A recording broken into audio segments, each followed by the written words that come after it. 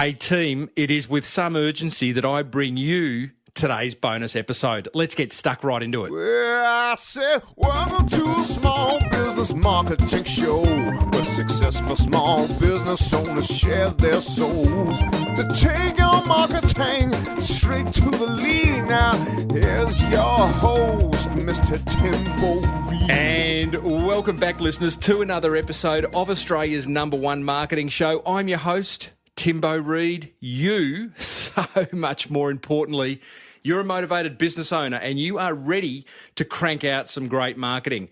I'm a little bit out of breath here because this is a very urgent bonus episode. Normally, if it was a normal episode, I'd say this show's brought to you by Net Registry and Key Person of Influence program, which it is, but I haven't got time for that today. You know why? Because at the other end of the phone, I have a very, very motivated business owner, in fact, an old friend of the show, and I would call him a motivated social entrepreneur. His name is Daniel Flynn. He is the founder of Thankyou. He's a man on a mission, some would say a crusade, and he has just embarked on another crazy campaign. Daniel, welcome back, mate. Timbo, thanks for having me back on the show. Mate, it's an absolute pleasure. I'm exhausted thinking about you, not just talking to you, the stuff you get up to. Now, mate, we've got to get into this, but in order for us to do that, you have appeared on this show twice previously, and both times you've had some really interesting things to say. I need you to put some context around what is Thankyou and where are you at in 2016? Thanks, Timbo. Yeah, well, look, for listeners who aren't too familiar with Thankyou, so in a nutshell, we're a social enterprise, a business that gives 100% of its profits to funding aid and development programs. We have 38 products now across 3 product ranges. So we have our water range of bottled water that funds water projects. Very non-competitive industry. A little bit flooded, saturated, you could say. Yeah, you hear it all. But that's the water range, and that's actually where we began. And it was a really simple concept, which was, I think bottled water is it's a dumb product, but we live in a world where there's still, 660 million people who don't have access to clean water, 4,500 kids dying every day from waterborne disease. And, at the same time, we're spending in Australia $600 million, globally $100 billion on bottled water. So simple idea. Take that consumer spending, that money that we're already chipping in, and turn that into something a little more meaningful. And so that's where we began. It's skyrocketed. So we've got a food range now with muesli bars and clusters that funds food programming. So homeless food programs in Australia and then global food programs as well. And then we have our body care range, hand wash, lotion, sanitizer, body wash. I'm assuming you used our body wash this morning, Tim. Mate, you should smell me. I feel like I can smell you through the phone. Yeah, awkward. Awkward. Go for it. So that funds health and sanitation programs. So the numbers are we're in 4,000 outlets across the country. Coles, Woolies, 7-Eleven, IGAs. It's been an incredible thing to watch, and I think for myself and our other co-founders, we're so blown away just to see the consumer support. So our hand washers are ranked #1 and 2 in the entire category at Coles. This is outselling every global competitor, even home brand. And to date, we've raised $3.7 million. That's impacted the lives of hundreds of thousands of people globally. And when we checked in last time, we were talking about a campaign called the Coles and Woolworths campaign. So for overseas listeners, Coles and Woolworths are the biggest supermarket monoliths in Australia. Yeah, and they've got 70% of the market. It's a really unique model globally. They kind of the duopoly. And so 2.5 years ago, we launched a little video on YouTube saying, hey, everyone, basically we've tried for 5 years to get in. Hasn't worked through traditional channels, but we're asking you to jump onto their Facebook wall, because in 2 weeks' time we've got a meeting with them and we want them to know that you'd buy this product. And people went mental. Like, people were singing, dancing, rapping. Media got behind it. Peter and Jeff, these 2 helicopter pilots, flew their helicopters for free above the Coles and Woolworths head office for half an hour. While you were meeting with Coles and Woolworths in the boardroom, yeah? No, it was just before the meeting. Yeah, so right. They had these 30 by 30 metre signs, and it was unbelievable, right? So this goes down. Coles and Woolies did the fastest new product range I've ever done. So it was like 3 hours for one of them and 5 hours for the other, and we had national ranging commitments. And then, when 14 products hit the shelf, I reckon a lot of people called it out as, Facebook hype and this won't last.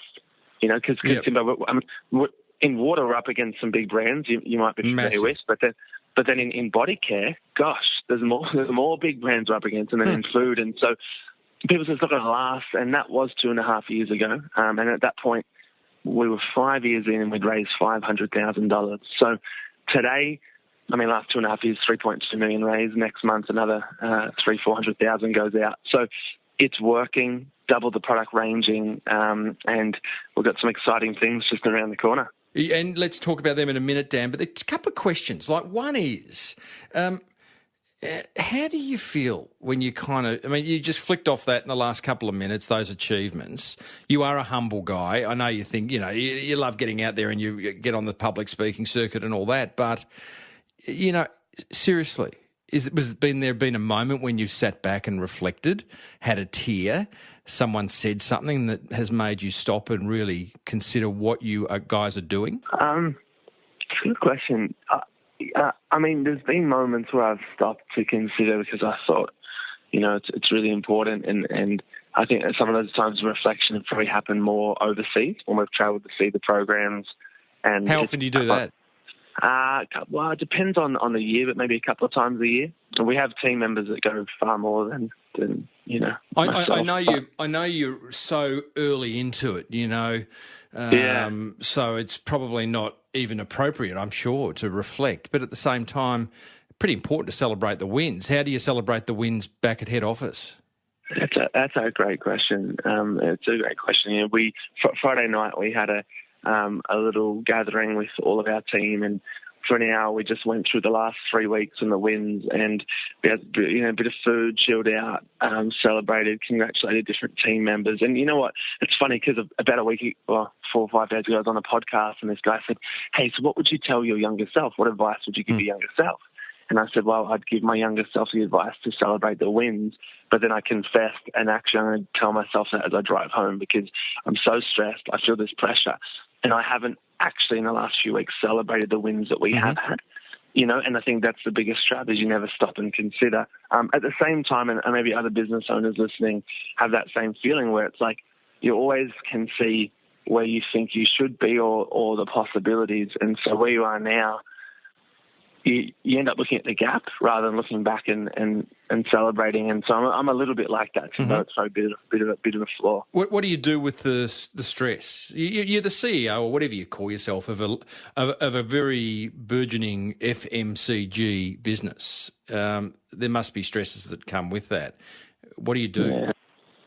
There's a couple of things. We've got a pretty long-term view, very long-term view on this, and want to be kind of built to last, not just as a company, but as a person and as a leader. And in the early days, I had no understanding of this, and so I would just burn out. I would get sick all the time, and the stress would get to me. Now there's a couple of things I do.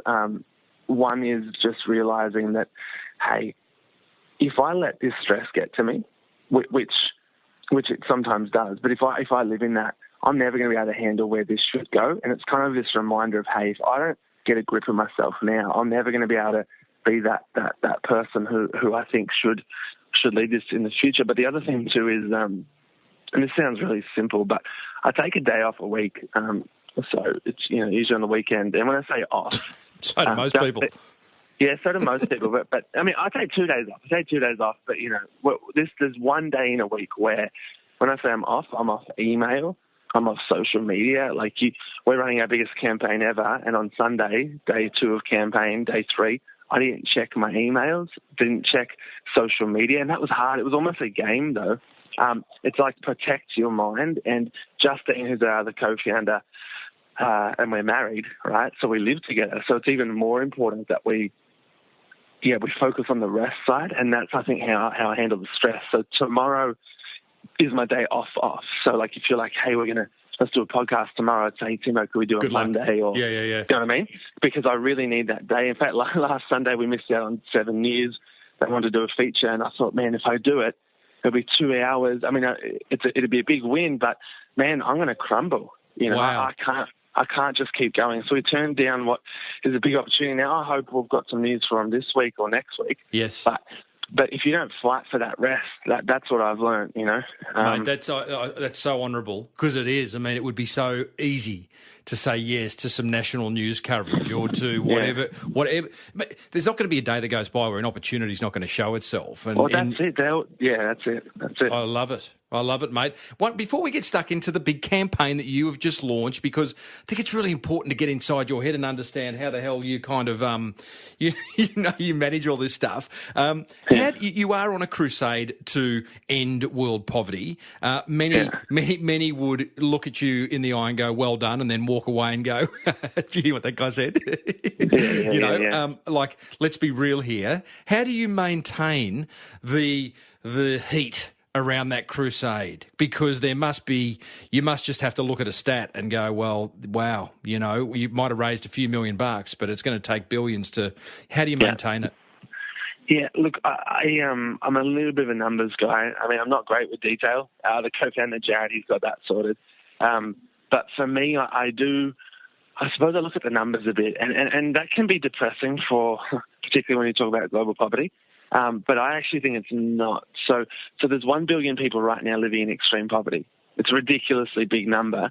And a lot of people think there's not hope. But if you go back to the 1990s, that was 2 billion.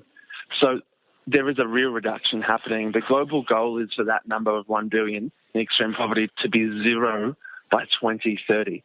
It's ambitious, but there's a heck of a lot of people kind of working towards that. And there's a stat that just gets me. I mean, I've never really seen it written anywhere. It's just a thought I had, which was there's 1 billion people living in extreme poverty, all right? That's a fact. But there's 6 billion people who aren't. I don't know. I just look at that and I think, we always look at the big problem, but when you look at it in light of who's not in poverty, it's like, hey, the problem's not as big as it was a second ago when I was just focused on the billion. So I have, like, the crusade that I'm on is really something that I'm part of. Thankyou as an organisation will never, in our own right, end extreme poverty, but we'll play a small and I believe significant part because 3.7 million is nothing. But what we've essentially done is we've proven a model and it works and it's sustainable and it grows. And I hear of other companies like, I don't know, Unilever's or these other companies, they're great companies, but their products are used 2 billion times a day. Right? So it's like, okay, cool. So it does exist. Product does exist.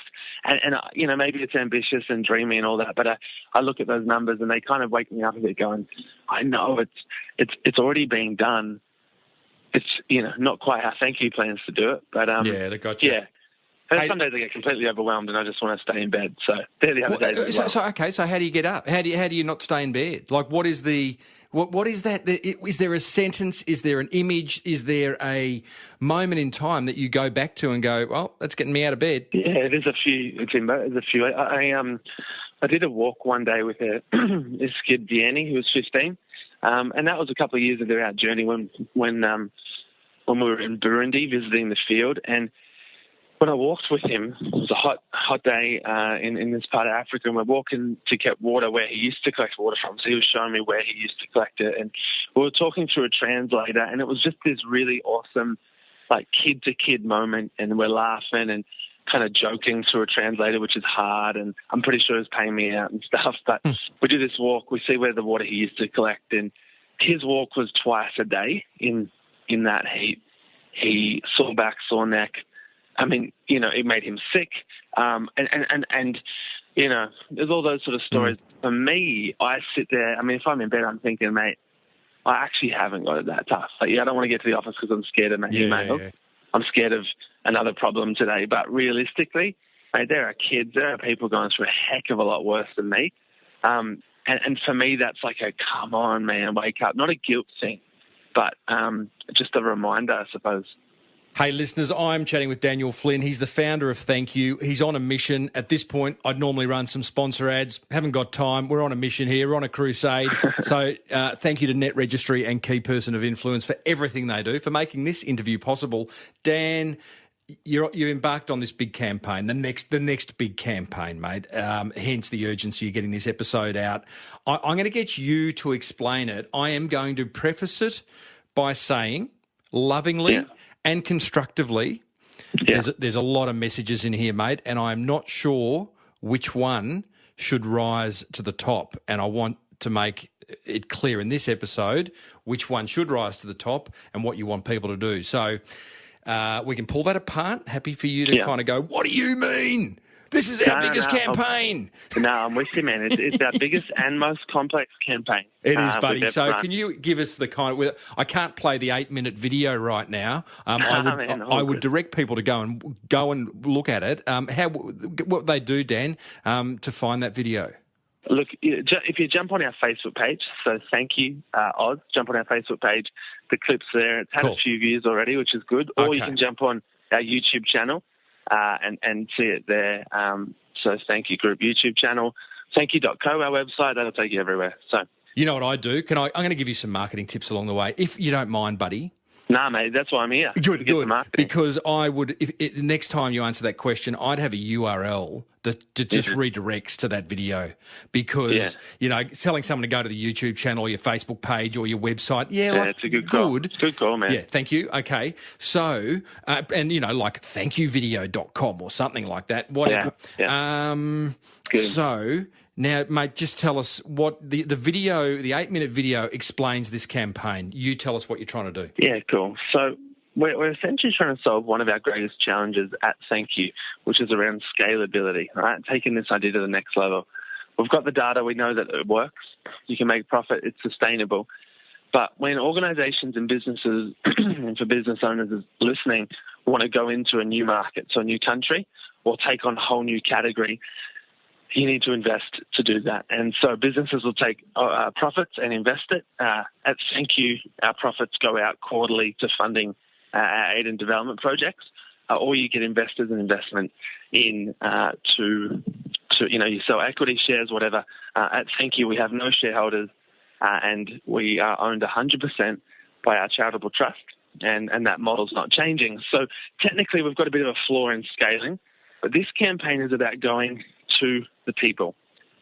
Who are the people? The people, the consumer, the people that have purchased Thankyou, the people that want to in the future, and saying, hey, what if together we could take this idea to the next level?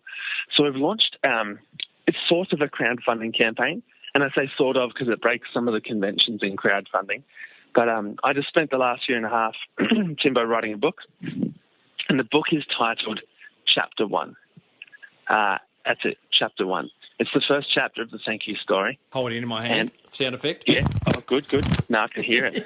It sounds good, doesn't it? Yeah, it does. Now, I realise we'll get to the book in a minute, but Chapter 1, the way it works is 100% of the profit from this book. Chapter 1 will fund Chapter 2, the future of Thankyou. Our message to people is simple. Buy the book, fund the future. The one-take video we did on online outlines what the future is, that we're about to launch, we hope, a baby range, so nappies and baby body care products, taking on literally one of the biggest FMCG companies in the world, but taking on a market that has a $600 million revenue in Australia. And we've come up with a game-changing concept in nappies, both disposable and reusable. So we aim to launch that. And then we launched Thankyou into New Zealand, which is the first market Thankyou's gone to as an entire concept. And look, if it works in New Zealand, hey, now we've proven that Thankyou works in 2 countries. Let's start dreaming about what's next. So really simply, buy the book, fund the future. But I think what the kind of heart behind this project and the whole book concept is, often I read books, Simbo, sometimes by organisations or people, and sometimes they're like, whoa, that's amazing, but you're there, and I'm here sitting in my room feeling like I'll never, ever get there. I can sometimes feel like they're written so far in hindsight, and they're great books, but what we want to do with Chapter 1 is a little bit different. It's this kind of blow-by-blow account, and it says we haven't made it yet. In fact, we've literally just completed our first chapter. We dream of a second, third, fourth, fifth chapter, just like we all dream of it. And we don't know if it'll work, but we're stepping out anyway. And we want to take people on the journey with us. And I suppose as readers, we've always just been readers. Yep. But now you purchase this book. Yes, you're a reader, but more than that, you're a social investor. And we'll take your $20 or maybe more, and we'll invest that into an idea, and together go on to get that one step closer to ending extreme poverty. So let me summarise all that, because I watched that video. I watched the video a number of times just to get the view rate up, mate. So, but I was interested each time. Appreciate it. The messages I'm taking are: you've got a new book. It's called Chapter 1, and the book is your vehicle for saying, "Hey, people, buy it off us. You can buy it for $1. You can buy it for $10,000, but buy it off us, because that money is going to go 100% towards ending poverty and taking Thankyou to the next level. And the next level, from what I understand, is that you're opening up in New Zealand, and you are opening up Thankyou Baby range and a new nappy SKU. Yeah. So you've got some messages there. You're on the way to ending global poverty. You also talk about you've got a free warehouse out at Essendon Airport, which is fantastic. You have got one thing I was trying to get. So there's a lot of messages there, right? Of all the things that you want people to do, Daniel, in that 8-minute video, is it to buy the book? Yeah. So buy the book and share this message. And there's some things around awareness too, around, people see this clip, they go, oh, cool, Thankyou's going to move into baby, or Thankyou's going to move into New Zealand. So there's some kind of, flow-on effect from the clip itself. But put simply, buy the book, fund the future. And you mentioned 10 grand, which I'm assuming is your commitment, Timbo. We haven't explained that to the viewers, but essentially the book does challenge a few conventions in books, which we might get to. Go. Well, it does, because you're very good at this. You're very good at challenging the status quo. Like, just because it's always been done that way doesn't mean it has to be done that way, and you challenge it often for good reason. So how have you done it this time?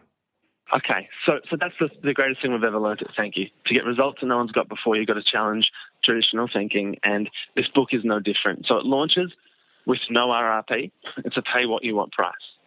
You pay $1, $10, $100. I mean, you said 10 grand, which I love. So it's literally about not how much you want to pay for a book, how much you want to invest into the future of an idea, right? So we launched that online on our online store, which is safe, thankyou.co. Well, when I say safe, it's still a risk, but it's not too risky. But it also is launched in every airport in Australia and New Zealand at Relay, Newslink and Watermark at a pay-what-you-want price, which is a bookshop first. How? Well, it's a really good question. How do I answer that, Jimbo? I mean, it's a beta. Well, you explained it in the book. It sounds very simple. Let me explain it. You're presenting to these guys who are responsible for distribution, and one of them, and you've gone, we really want it to have no recommended retail price. We want people to pay.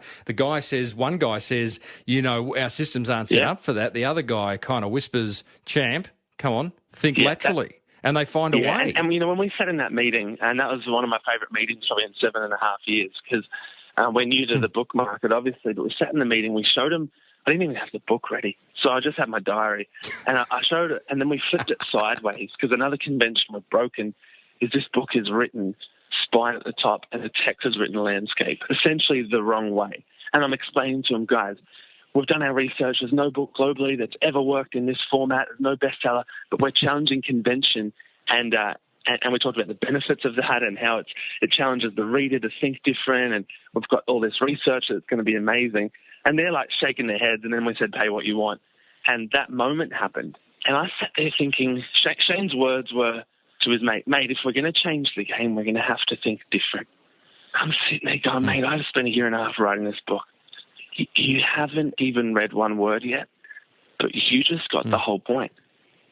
So he did a national ranging, and of their 36,000 books a year they get pitched to them, they give one book front of store placement, 1 to 2 books per year, and they put it at the front of the store, and usually there's about eight titles at the front, but they'll clear that and put one there for 1 month, and they gave it to Chapter 1, which blows my mind. That's it blows my mind. The last book that got that was Grey something, 50 something. But anyway, it was a different, bit of a different take, a bit of a different book. I think it was a bloke's book. It was 50 Shades of Grey, I think it was called. So the content of Chapter 1's a little bit different. But to see that happen kind of showed me the benefits of challenging, the kind of the traditional thinking and inspiring people to jump on that kind of journey with you. And it's we're a week in, but gosh, the results have been a little staggering. Have they? What are they? So, look, the campaign itself, the videos had 360 or 70,000 views. People jumped online, bought the book. We've raised... Can you explain that? Hold the thought about the stats, because you've had 11. As I look at YouTube today, you've had, I think it's 12,000 views. Is the balance? This is a similar story to Squatty Potty, which is an interview I did recently. He's had 65 million views, of which 50 came from Facebook. The other is YouTube. Is that the same with you? We didn't even. We put the video on YouTube and we emailed that to a few people, but we launched it on Facebook video, which is interesting. I mean, there's a lot of debate about it before we launched. And look, the challenge is in future people will look back and go, oh, yeah, okay, so the YouTube video did all right, got a few views. But in reality, it's gone mental on Facebook. It's had over 10,000 or 9,500 shares on Facebook and 370,000 views. Now, the quality of the view isn't as good as the view on YouTube. But in terms of virality and the ability to spread quickly, it's awesome. What do you mean the quality? Did you say the quality of the view or the viewer? The quality of the view. So I'm talking statistically speaking. So because what can happen on YouTube, I mean, if you go down, Facebook, if you go down your Facebook feed and the video plays, it's well, yeah, I think I don't know the numbers off. Is it 11 seconds? There's a certain number of seconds of what counts as a view. But essentially, you could almost, if someone was scrolling really slow, it might count as a view, but not an actual view. Yeah, interesting. So the numbers are always going to be skewed a bit bigger, but look, the reality is it's the most successful video we've ever launched, regardless. Yeah, based on... Is it really? That really surprises me, Daniel. I'll say that, because I think your previous one was fantastic. This one's 8 minutes. It's amazing. Like, listeners, you got to see it, because I mean, Daniel does this 8-minute video in one take. It's nuts. He's a performer, so he knows he knows how to do that stuff, but still not easy. But wow, you're most successful video. We're a week in, and we had some stats around. We wanted to hit 100,000 views on Facebook, because we've done Facebook videos before that haven't really, got much traction. So I think we had that in the first 24 hours. And, if you see it on our Facebook page, it's going nuts. And people can still share it, please do. Yeah, totally. And so, numbers, how many books sold, how much raised? Let's talk about that. Now, as we're speaking, Timbo, I'm walking over to the screen in the warehouse to see it, just to give you the latest number. But what I've also committed to is, until we've raised 1.2 million, which is our target, how much profit we need to launch the future. I'm stuck in this warehouse packing books 8 hours a day, 5 days a week.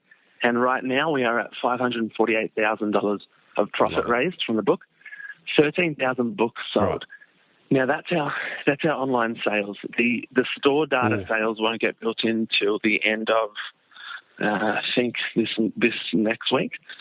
So when we get our official results in, that we can add on to that. But at a store level, so this is for Relay News Inc. and Watermark, the feedback we got is that the sales in store, they've gone okay.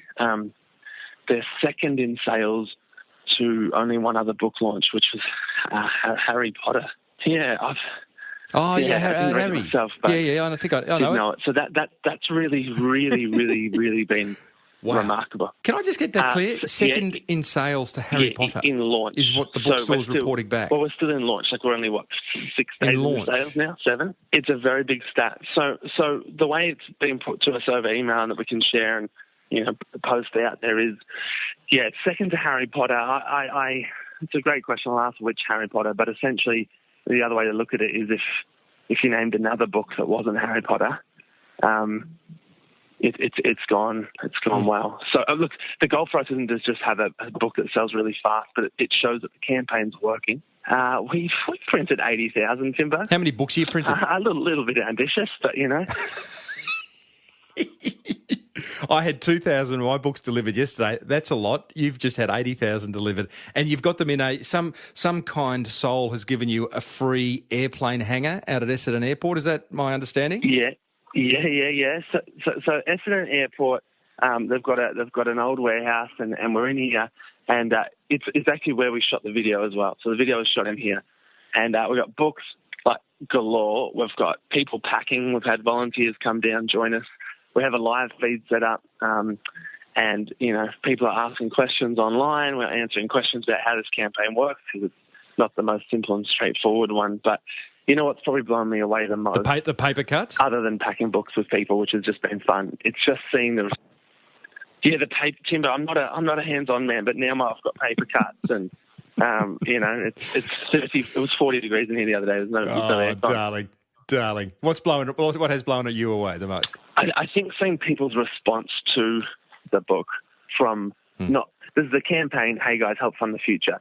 And that's one mechanic of this. But the year and a half, 2 years that went into building this book, or making it. I didn't build the book, I just wrote it. But even writing it. It was around kind of hopefully inspiring other people and just and we know that at Thankyou we haven't learned everything. There's a few things we've learned. They're in this book. This is a tool for businesses.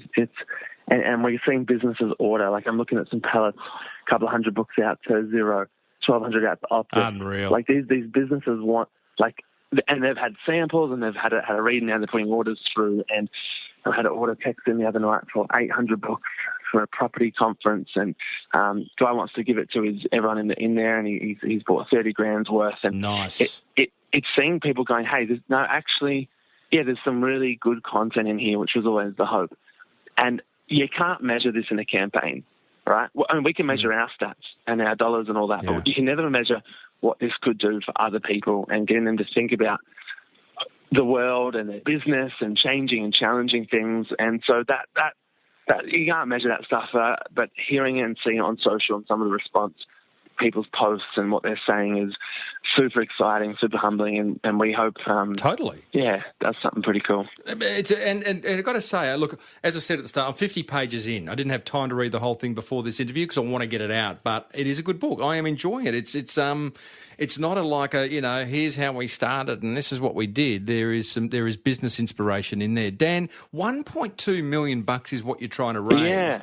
It seems chicken feed to me, and that sounds like, wow, how dare he say that? But if you are wanting to take Thankyou to the next level, open up in New Zealand, launch Thankyou Baby, solve world poverty, $1.2 million, that's pocket change, isn't it? Yeah, it is pocket change. Now, I'm glad you're saying that because some people are like, $1.2 million, you guys are nuts. How do you ever get that? Really? Yeah, well, yeah, I mean, in a book, well, particularly through a book, I mean... Well, through a book, yeah, but it's bigger than that. But yeah, what are you going to do with it, mate? Go and fill up the fridge? Fill up the fridge, mate. We are...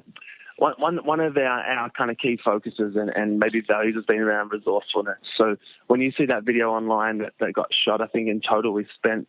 it was just on 13,000 total for that video, which other people have come forward just going, oh, no, that'd be 60, that'd be 100, that'd be 200. And you could spend all of those things. But when you're resourceful, I mean, if you come down to the warehouse, volunteer and pack, you walk around, you'll see the set. Like we built this by hand, we painted stuff, we cut stuff, when you get resourceful, you don't need as much money as you think you do. Now, if we had 12 million, we'd probably spend it, but we've kind of gone back on, but what could we pull this off with? And that 1.2 million mark is the number. It means we've got a heck of a lot of work cut out for us to actually invest that properly.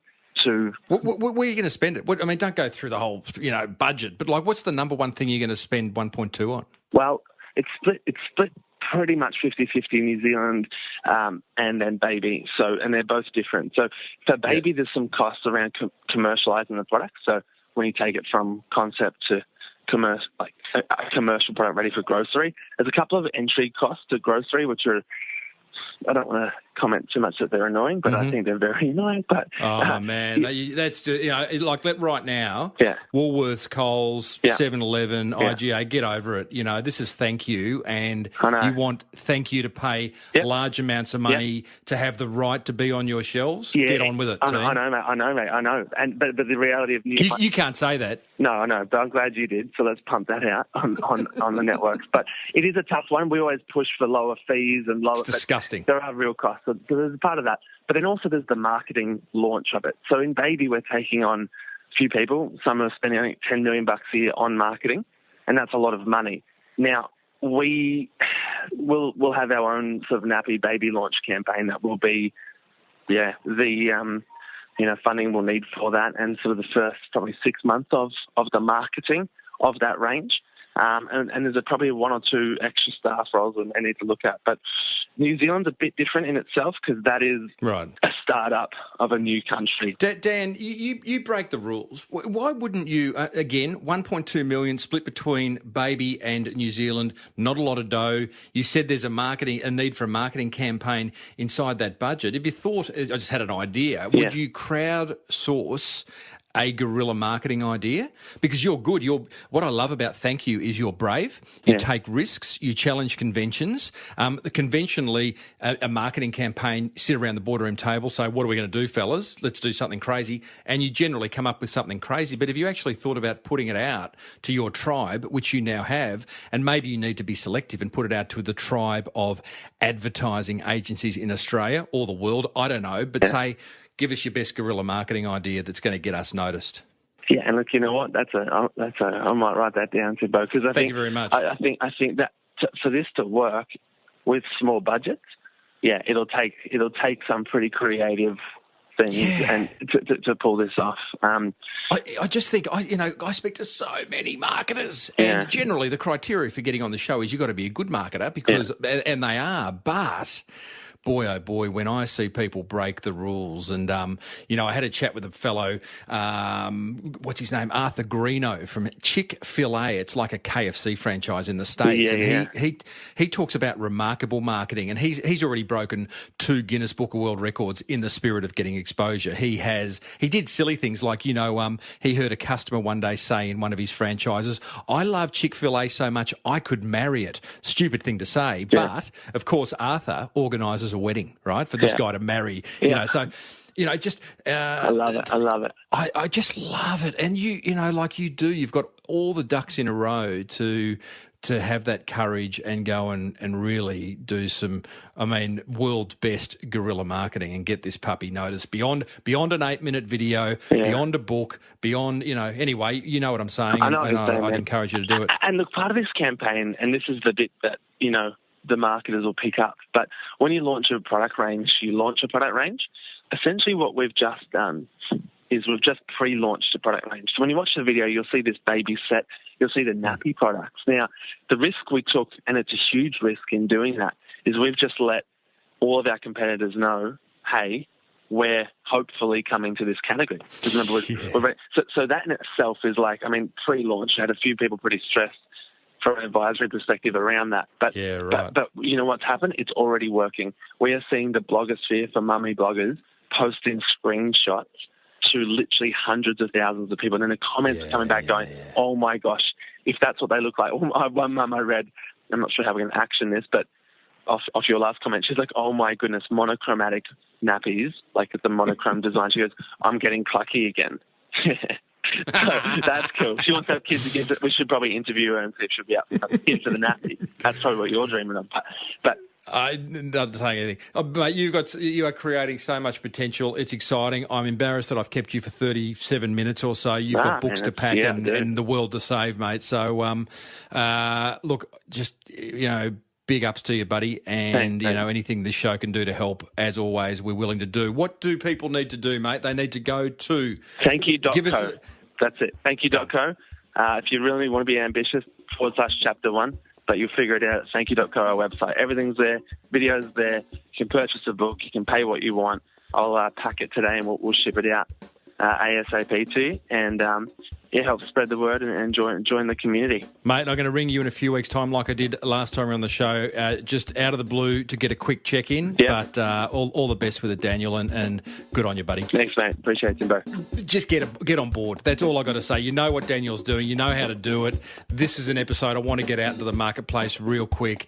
Help in any way you can. Until next time, may your marketing be the best marketing. Bye for now.